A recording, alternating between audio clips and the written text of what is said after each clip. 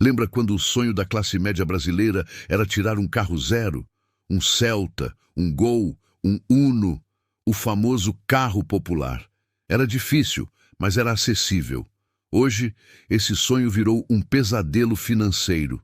Para comprar o carro mais barato, pelado, com manivela no vidro e acabamento de plástico duro no Brasil hoje, você precisa desembolsar mais de R$ 70.000. Estamos falando de veículos com motores 1.0 aspirados e espaço minúsculo. Se você fizer a conversão direta, esse valor é mais caro do que carros muito superiores, com turbo e segurança máxima, nos Estados Unidos ou na Europa. A resposta padrão que a indústria e os noticiários te dão há décadas é sempre a mesma, repetida como um mantra. A culpa é do governo. O custo Brasil é inviável, é só imposto. Eles repetem isso para você não olhar para o outro lado do balcão. Mas e se eu te dissesse que isso é uma meia-verdade? Uma cortina de fumaça? Sim, pagamos muito imposto. Mas existe um sócio oculto nessa conta que as montadoras não querem que você veja. Hoje, no Biografias de Poder, vamos abrir a caixa preta da indústria automotiva nacional. Você vai descobrir o que é o lucro Brasil. Por que uma lei da época da ditadura proíbe você de comprar barato direto da fábrica? Por que o nosso carro é estruturalmente menos seguro e como o verdadeiro lucro das montadoras não vem da venda de metal, mas da venda de dívida? Aperte o cinto. Essa viagem vai sair cara. Vamos tirar o elefante da sala imediatamente. Sim, o Brasil tem uma carga tributária insana sobre veículos. Ela varia entre 30% e 48% do valor final, dependendo do motor. É um manicômio tributário. Mas vamos fazer uma conta simples. Pegue um carro fabricado aqui no Brasil. Tire todos os impostos federais e estaduais. O valor que sobra ainda é muitas vezes mais caro do que o preço final do mesmo carro vendido no México, na Argentina ou no Chile. Como isso é possível? Se a nossa mão de obra é comparativamente barata e a matéria-prima é local? Bem-vindo ao conceito de lucro Brasil. Executivos da indústria já admitiram em off, e relatórios de bancos de investimento confirmam há anos.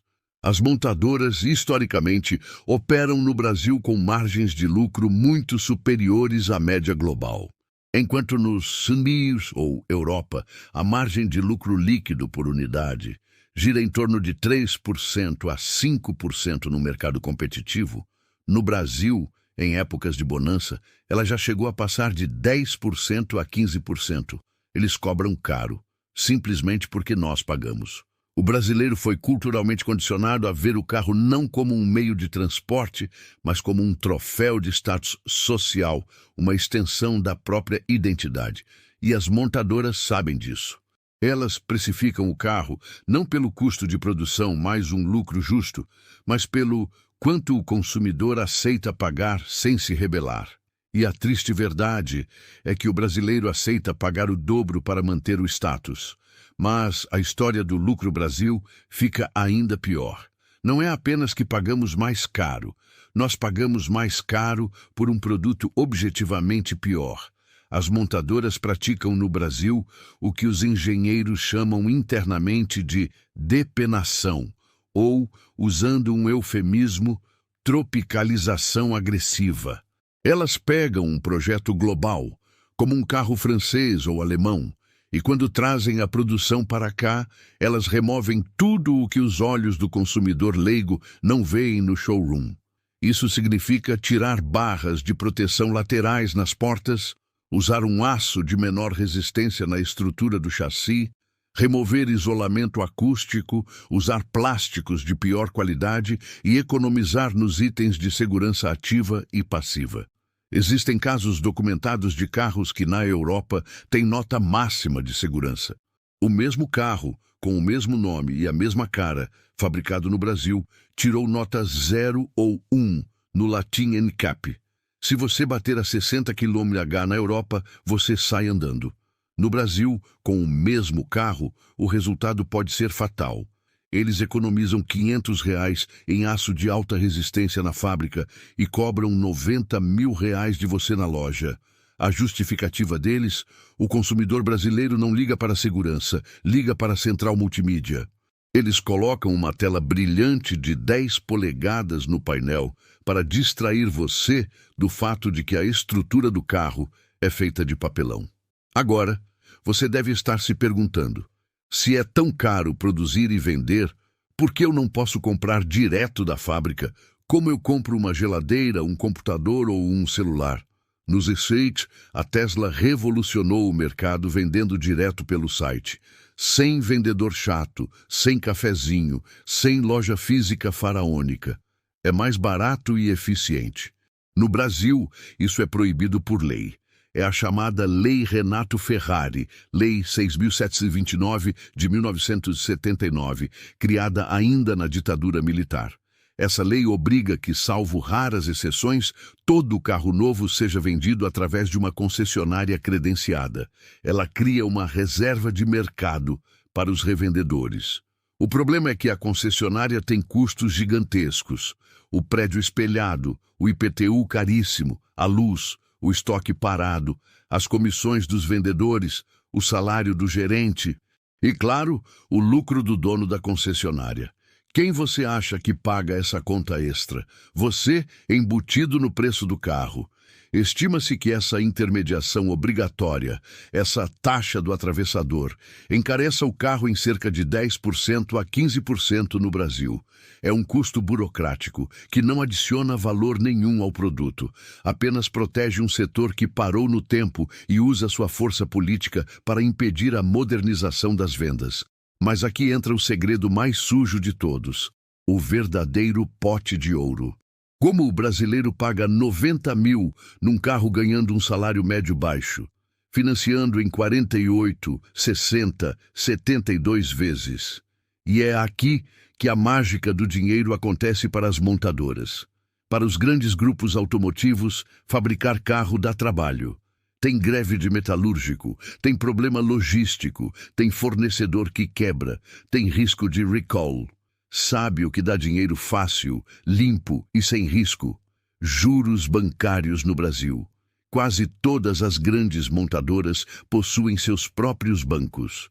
Quando você vê na TV taxa zero ou parcelas que cabem no bolso, cuidado, o diabo mora nos detalhes. Ao comprar um carro popular de R$ 80 mil, financiado em 60 vezes com as taxas de juros atuais, o valor final pago pelo consumidor muitas vezes ultrapassa 130 ou 140 mil reais. Você comprou um carro, mas pagou dois.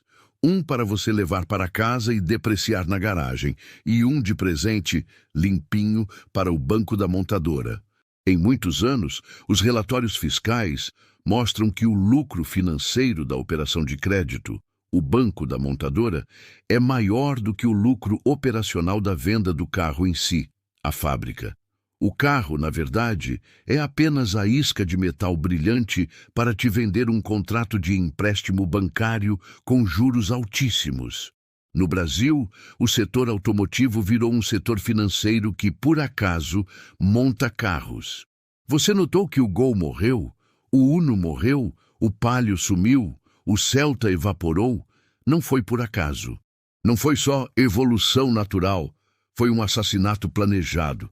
Durante a pandemia, com a crise mundial de falta de chips e semicondutores, as montadoras tomaram uma decisão estratégica global, mas que foi aplicada com força no Brasil. Se temos poucos componentes para montar carros, vamos usá-los apenas nos carros mais caros, onde a nossa margem de lucro é maior. Elas descobriram que é muito mais lucrativo vender um SUV de R$ 140 mil do que vender 3 carros populares de 50 mil. Dá menos trabalho logístico e o lucro por unidade explode. Foi aí que nasceu a gourmetização do mercado brasileiro. Elas pegaram as plataformas dos carros pequenos, o chassi do Polo, do Argo, levantaram a suspensão em alguns centímetros, colocaram plásticos pretos em volta da roda, chamaram de SUV no marketing e dobraram o preço. O carro popular não existe mais porque ele não é interessante para o acionista da montadora. O foco agora é vender para a classe média alta, que ainda pode pagar, e principalmente para as grandes locadoras, que compram milhares de carros de uma vez com descontos gigantescos. Se você, trabalhador assalariado, não consegue mais comprar um carro zero, sinto informar, mas para as montadoras, você deixou de ser o público-alvo. Ah, mas se está tão caro, a concorrência deveria baixar o preço. Que concorrência? Olhe para o mercado brasileiro hoje. Fiat, Jeep, Peugeot, Citroën e Ram. Parece uma variedade enorme, né? Mas hoje são todas a mesma empresa, a Stellantis, que domina uma fatia gigantesca do mercado. Com poucos jogadores na mesa, um oligopólio, é muito mais fácil manter os preços lá em cima, alinhados. Ninguém quer começar uma guerra de preços que diminua o lucro Brasil de todos. E para garantir que nada mude, existe a velha chantagem industrial. O setor automotivo é o filho mimado da economia brasileira. Como eles geram muitos empregos diretos e indiretos, eles têm o governo na mão. Entra ano, sai ano. A cada 2 ou 3 anos, eles batem na porta de Brasília e ameaçam: ou vocês nos dão mais bilhões em isenção fiscal e subsídios, ou nós vamos fechar as fábricas e demitir todo mundo. E o governo, com medo do desemprego, cede. Bilhões do seu dinheiro viram incentivo para essas empresas. E quando a conta não fecha ou o subsídio acaba, eles vão embora sem olhar para trás. Foi exatamente o que a Ford fez em 2021. Depois de décadas recebendo benefícios fiscais, fechou todas as fábricas no Brasil e foi embora, importando tudo do México e da Argentina. O carro no Brasil custa o dobro não por um único motivo, mas por uma tempestade perfeita de fatores, impostos abusivos, sim, mas também um lucro Brasil ganancioso, carros depenados e inseguros, uma lei arcaica que protege concessionárias, juros bancários extorsivos e um oligopólio que vive de chantagem com o governo. Mas o ingrediente principal dessa receita somos nós. Enquanto o brasileiro aceitar pagar o preço de um imóvel num carro de plástico, achando que está abafando, financiando em 72 vezes para mostrar para o vizinho, o preço vai continuar subindo. O carro no Brasil não é um bem de consumo, é um imposto sobre a vaidade. E você vai continuar financiando essa indústria ou acha que está na hora de mudar essa mentalidade? Comenta aqui embaixo sua opinião sobre os preços e se você já desistiu do carro zero.